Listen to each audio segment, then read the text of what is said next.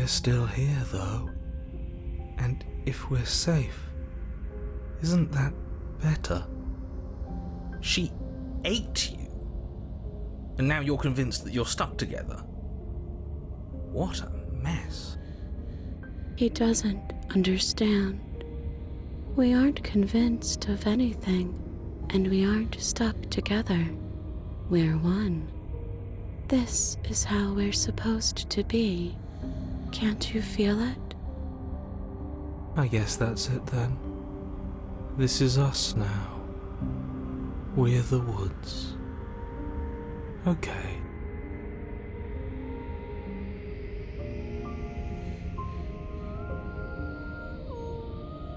I'm not watching you, I'm trying to help you. That's not an answer to our question. I don't know what he is. I only know that he is something other, and that he wishes for you and I to tear ourselves apart. I do want that, but only because it's in your best interests. It's in everyone's best interests. You won't be able to slay her unless you remove yourself from her. He wants us to kill each other. I don't. I want you to kill her. Don't be charmed by her faux solidarity. You're not in this together. She's the only one who poses a threat to the world, and she's trying to make you go along with it. You don't have to enable her, especially when you have what it takes to stop her.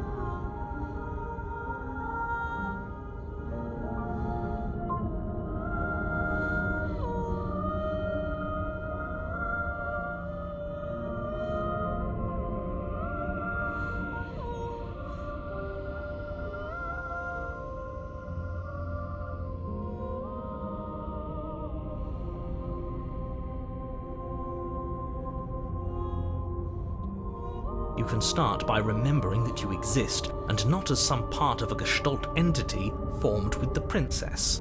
You exist as your own self, complete with your own physical body, separate from hers. I'm not so sure about that. We were something like that once, but now? And if thinking about that isn't enough to startle you back to reality, consider this. The princess ate you last time. Stop passively vibing with a literal predator and remember that you're enemies. Remember what she's done to you and how much it hurt.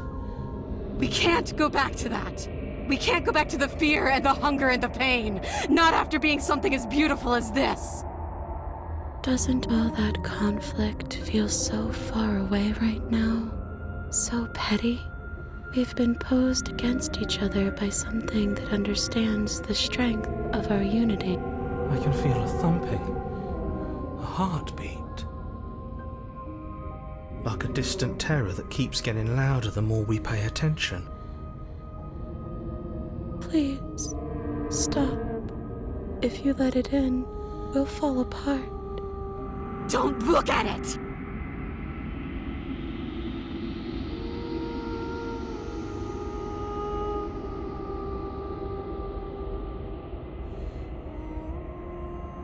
Please, don't make us remember how I was. And just like that, you start to fall apart. I can remember it now. I didn't like being eaten. I'd forgotten how much it burned. And the air was so hard to breathe. She didn't care. She didn't care at all. As you remember the terror and pain you felt at the hands of the princess, you start to remember something else, too. You remember that you are a distinct being with a finite form and a mortal body. You can feel it. There is a shifting of the space around you, the infinitesimal movement of your molecules rearranging back into the shape of what you're meant to be. I don't like this. It's better for us to be the woods. I don't want to go back. No! I devoured you! I won! I put things back the way they were supposed to be! Some division, when sown, can never truly be mended. A cavernous gash rips across whatever it was you thought you were.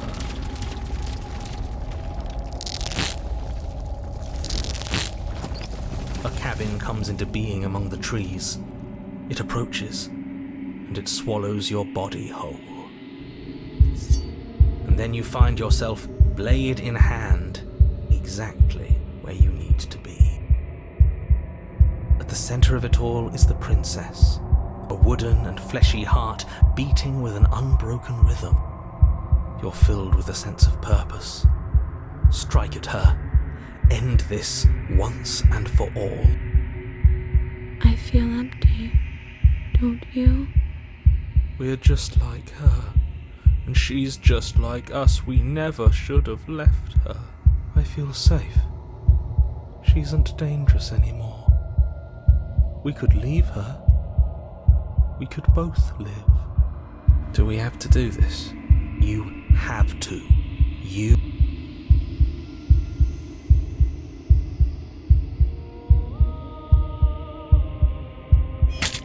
raise the blade, taking aim at her heart. And then you strike. I'm sorry.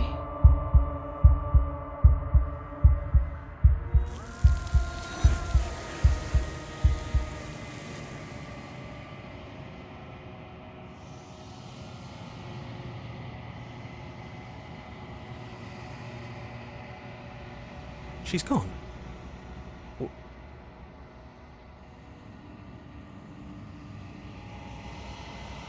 But it feels so bad. Like looking into it right now is going to be the end of everything. I don't want to look at us.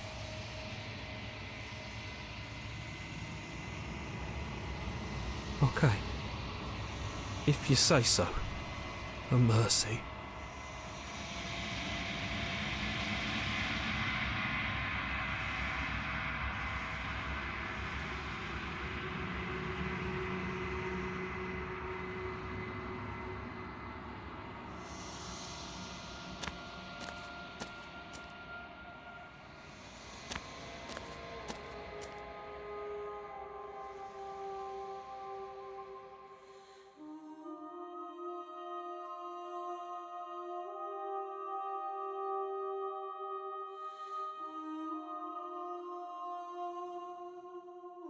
It doesn't matter if there are. People are frail and impermanent. You and I are the only things that interest me.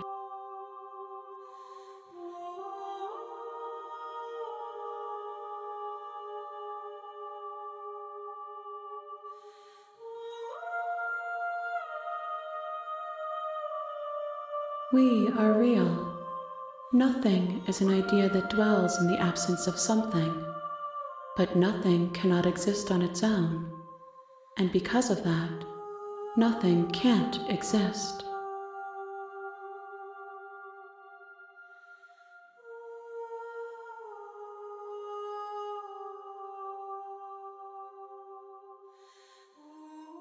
This one is like a shadow of me, a memory of what she used to be, bound to the wounds of distance and time. She will make for a scarred and beautiful heart.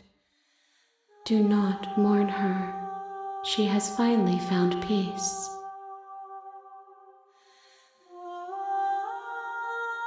No, the point of awakening is to find out.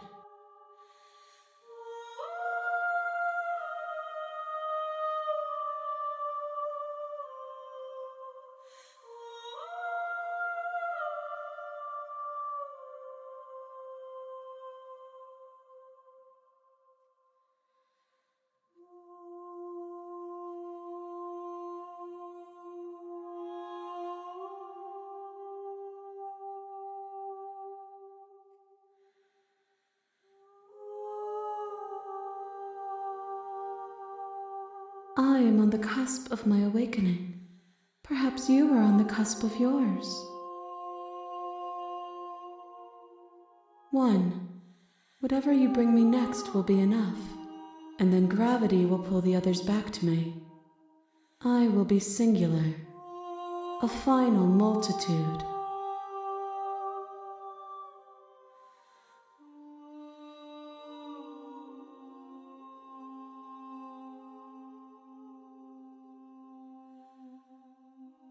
These gifts are a conversation, and each one shows me the contours of your heart. The only thing I want to see is what you choose for me when the thread is fully drawn. You've already tried waiting, but I understand if you need more time. I'll wait with you.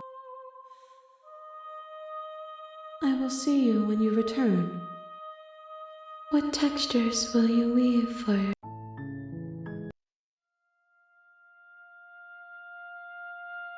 The next time I see you, each of us will finally know what we are. I will be here, waiting for you.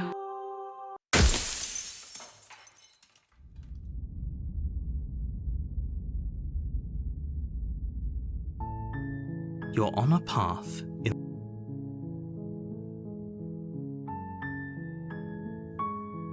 I'm talking... Don't ling... Look, while I... Does it? Oh, if only... Are you serious? Of course I... Yes. It's... Then I guess we'll just have to see...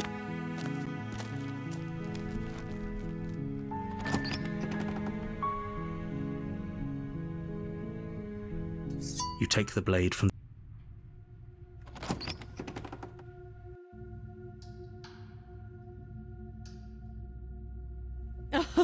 Oh, are you now? Why don't you come down and let me take a look at you? Great job. You gave away the element of surprise. Good luck, hero. You walk down the stairs and lock eyes with the princess. There's a heavy chain around her wrist, binding her to the far wall of the basement. How about you drop the knife and the two of us just... talk? Look how reasonable she's being. We should just drop the blade and talk things out. Don't you dare. It's fine. We can decide what we want to do after we talk to her. Maybe she really is a monster. You ignore the trembling in your hands and tighten your grip on the blade. You poor thing. Your hands are shaking.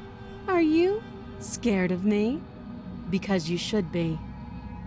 You step forward, your grip on the blade tightening as you steel your resolve.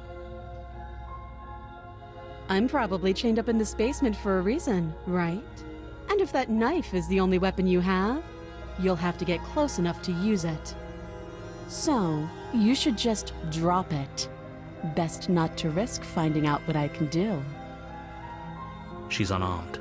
If you hesitate now, it'll be too late. End this.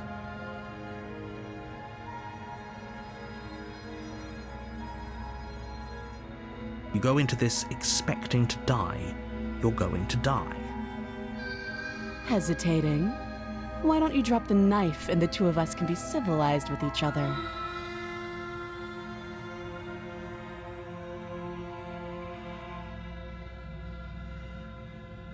You charge the princess, blade trembling in your hand, but you've already lost the battle. She casually sidesteps your thrust before knocking you to the ground with a single blow from her elbow. We shouldn't have hesitated. But she doesn't stop there. She kicks you a few times for good measure, the pointed tip of her shoes feeling like a pickaxe against your fracturing bones, making sure you stay down. As you lie, crushed and broken on the basement floor, the princess kneels on your throat with the kind of weight you didn't think her slight frame could possibly possess. As you gasp for air, she eyes you with an intense curiosity. You shouldn't have let that fear creep into your heart. You had the upper hand, and now look at you. Is this really the best you could do? Look at you. Completely broken. I'd be lying if I said I wasn't a little disappointed.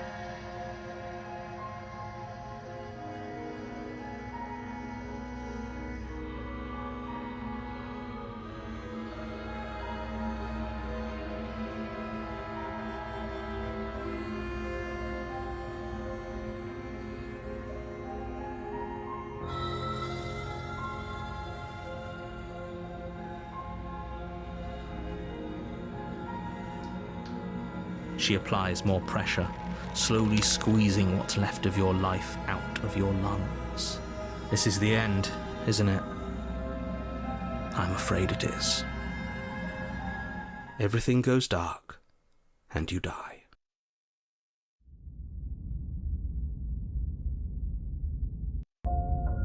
You're on a path in the woods, and at the end of that path is a cabin.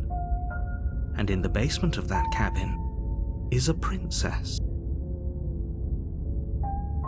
You're here to slay her.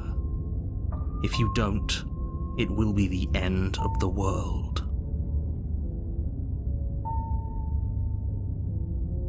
A terrible sense of déjà vu. No, you don't have that. This is the first time either of us have been here.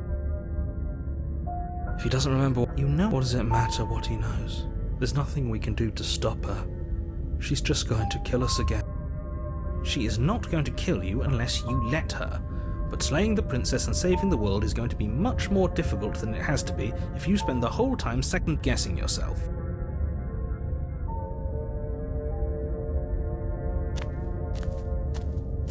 A warning before you go any further.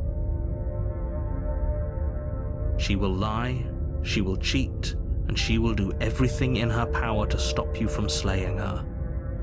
Don't believe a word she says. We might as well just pledge ourselves to her and stop pretending we're capable of doing anything in this situation. She probably doesn't even need to try to overpower us. Can we tone down the pessimism just a smidge? I'm not being a pessimist. I'm just being realistic. You're being annoying. Just ignore their bickering, and whatever you do, don't pledge yourself to her. I cannot stress enough how absolutely catastrophic that would be for everyone, yourself included. I agree. If she's wrongfully imprisoned, then we should rescue her, but if he's telling the truth, we shouldn't just hand her the world on a silver platter. Rescue her? Given the stakes of the situation, there isn't really a difference between rescuing her and pledging yourself to her. Either would be terrible. So please try to ignore both of those knuckleheads and focus on saving the world. Let's not make this harder than it has to be.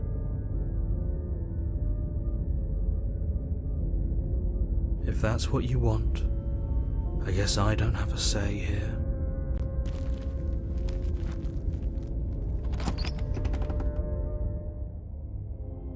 The interior of the cabin is larger and more grandiose than its humble exterior would suggest. The only furniture of note is a massive marble altar with a pristine blade perched on its edge. The blade is your implement. You'll need it if you want to do this right. Why do we feel so small? We don't feel small. We are small. That's because there isn't a mirror.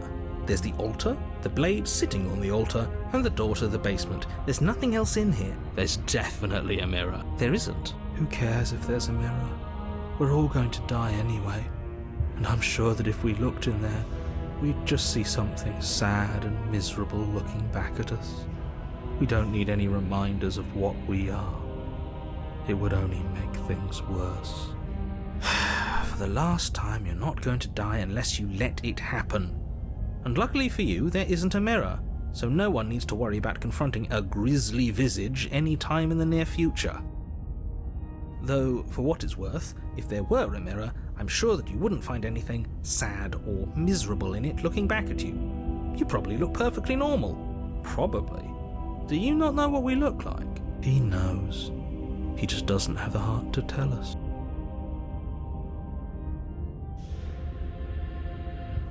As do I. And yeah, there is. I'm not lying to you. Use your eyes. There is no mirror. Why would I lie about something so meaningless? What good would a mirror even do? Let you waste time preening yourself instead of doing what needs to be done.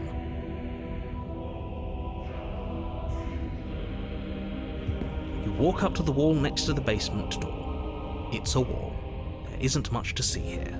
This really isn't funny. You reach forward and rub your hand. We should count ourselves lucky. Some things are better left unseen. You take the blade from the altar. It would be difficult to slay the princess and save the world without a weapon.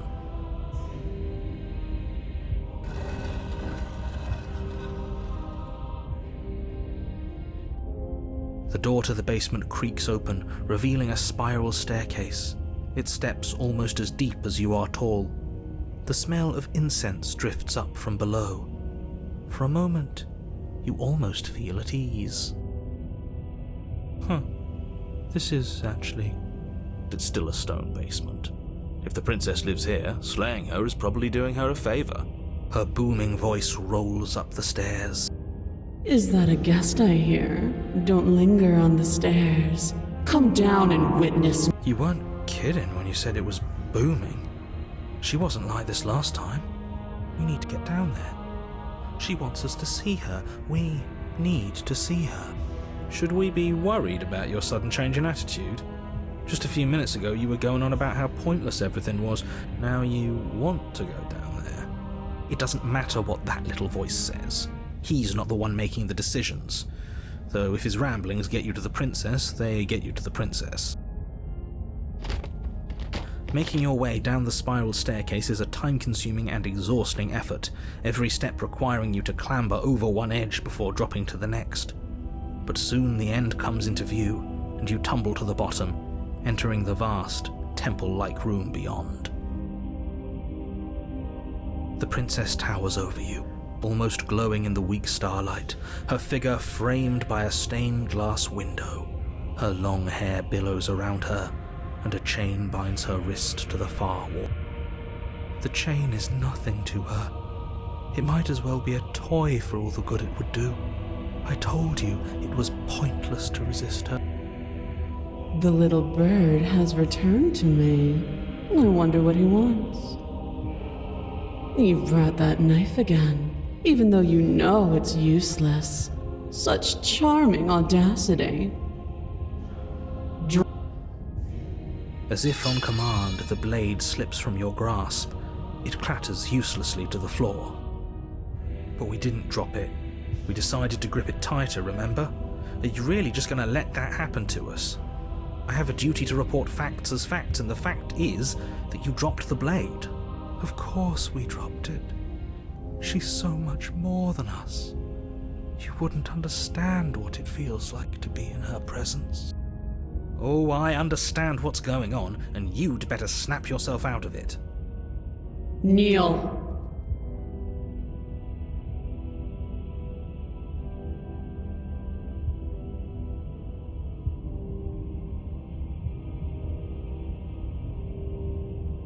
Oh, are you still trying to defy me? I said kneel. Your legs buckle, and your knees hit the floor. That's my good little bird. Now, why don't we talk? The last time we met, you couldn't even scratch me. And yet here you are again, trying to succeed where you've already catastrophically failed. What draws you back here beyond the empty halls of death? Speak! The last time we met? I suppose that lends credence to our conversation in the woods. Still, whatever you do, don't tell her why you're here. It's best not to give her any ideas. Do you think holding shut your beak is enough to stop me from prying it open? Do you think your skull can save your thoughts from being seen? You're less broken than I thought. Perhaps you need another lesson in submitting to your betters. Pick up that needle. Do it. It's what she wants. No objections here. I don't know what she's planning, and I don't like that we don't know what she's planning, but we might as well pick up the blade. As your eye falls on the blade, you feel a weight. Some divine hand that sits unperceived by your senses, but that manages to push you towards its desires like an unseen puppeteer. You reach forward and grasp the blade. Stand! This one's easy. See? This isn't so bad. Okay, yeah. We can do that. We were probably going to stand anyway. You can feel a creaking tension between body and will as you slowly rise to your feet, like two foes forced into an unhappy truce. The princess eyes you with soft contemplation. The moment seems to last a lifetime, the silent anticipation of what's to come dragging out the long, painful seconds. But all silences are broken eventually. To defy me is to claim we stand on level ground. We do not. You are quiet shadow, while I am brilliant radiance. Take that knife in your hand and slit your throat. What? You don't have to listen to her. You're armed. Just steel your nerves, step forward, and end this. Oh, we'll end this all right. Your hand lifts the blade and brings it towards your throat. Okay, I apologize for the unclear language. End her. Your body is sluggish and unresponsive, actively fighting against you, but you do your best to stagger forward. One step at a time, you move towards the princess. Slitting your throat would have been a mercy, but it seems you're in need of a harsher lesson. Plunge that knife into your lungs. I'm sorry. Don't! As you take another step forward, the blade digs into your ribs, slicing through flesh with ease. It somehow feels like an entirely natural thing to do, while the simple act of walking has become an arduous impossibility. Then it slides back out, the wound burning as a small hiss of air escapes through the fresh orifice. Blood fills your lungs. Now, do it again. Keep doing it until I give you permission to stop. Those are just words. You don't have to listen to her. It's what she wants. You, heroic one, what are you doing? Don't just let this happen. Stop him from killing you. I'm on it. Your other hand locks around your wrist, struggling to keep it from perforating vital organs. But the blade still flails towards you, managing to slice bits of skin that plop to the floor to join the growing pile of blood and gore beneath you. Despite the pain, you manage to keep yourself in one piece, at least for now. What a pitiful display. A wounded little bird, thinking it can defy a god. It doesn't have to be like this. It doesn't have to hurt so much. You can choose a gentle end. You can choose to leave that punctured vessel for the next.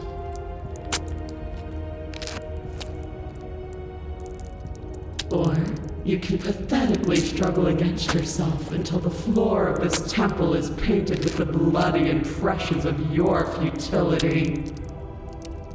You continue to approach the princess, even as the repeated gouges of your blade expose bone and muscle to the open air of the basement.